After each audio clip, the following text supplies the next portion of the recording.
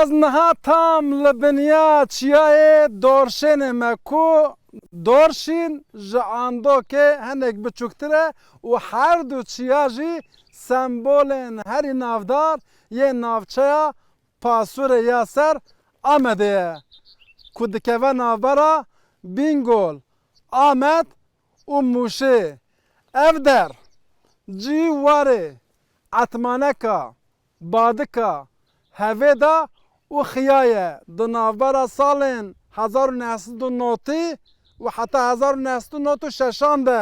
به دهان گند لوی هرمه جالی دولت و هاتن شوتاندن و والا کرن یک جوان گندان جی مزر رندکه کو دکوه سر اسکاره به حنجتا کو گندی آلیکاریا پککه دکن و شروانن و دحوینن ده سال 1993 ده جالی دولت و تشوتاندن البراز زوجي ما خوي زاروك حيالي مني خوش روزي مني خوش تاب شواتا گندا لور هاتن هندا کرن ابرازی جور حیا ابراهان خانی بو tam 32 salın ku mezrikê rindik mişemir maye bê xwedîmayîna gund ji dehlogiya û darên ku di nava kavilên malên xirakirî de şîn bûne jî diyar dibe اvan şilange ku mezin buna cêk odê me da cêk kaptê razana buna dar û devî خانه دقات بون همو اف خانه همو دقات بون هلوش بون لپیشوان بالکون هبون اوان خانه شوتاندن دوان خانه دا جوانیا ما شوتاندن زاروتیا ما شوتاندن جیانا ما شوتاندن ادوی خانه دا ازوجیم بختواریا منا اول دوی خانه دا بو اوجی آگر پیخستن di salên notî de dema şer û pevçûnên di navbera PKK û dewletê de dijwar dibe polîtîkaya valakirina gundan û koçberkirina Kurdan dikeve dewrê. Li gorî amarên Komeleya Mafê Mirovan li Bakur herî kêm 3700 gund û gundik bi darê zorê hatine valakirin. ev çi hal û hewale mal şewtî em tê dane Mumtaz Eren dema ciwan bûye gundê wî dane beragir. Bi gotina wî nehiştine ku derziyekî xwe jî ji vê şewatê bifiltîne.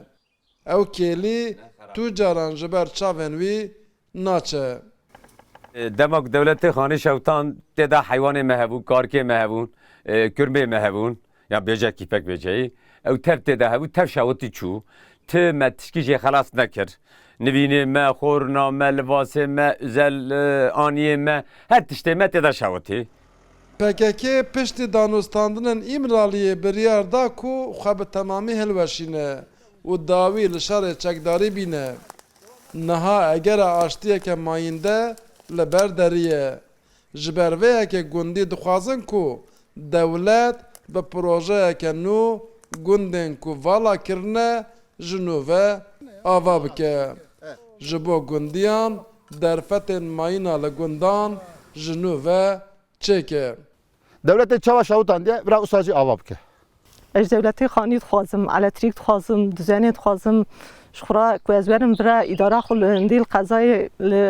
مرکزی نکارم بکن اما شخورا حیوان خوایی کن باغچه دینن کرم دینن ایشی موان تشتانه اندی اما زاری خوشی دوان تشتا بدن خواندن Ne tenê li Pasurê li navçeyên Licê, Pîran, Farqîn û gelek navçeyên din ên Amedê jî gundên ku hatine şewitandin û valakirin piran. Hinek ji van gundan bi dehan salin ku kes qet neçûnê. Lê li hinek gundan hindik be jî hin xaniyên nû hatine lêkirin. Gundî tenê havînan diçin van gundan. Maşallah dekak, Rûdaw, Amed.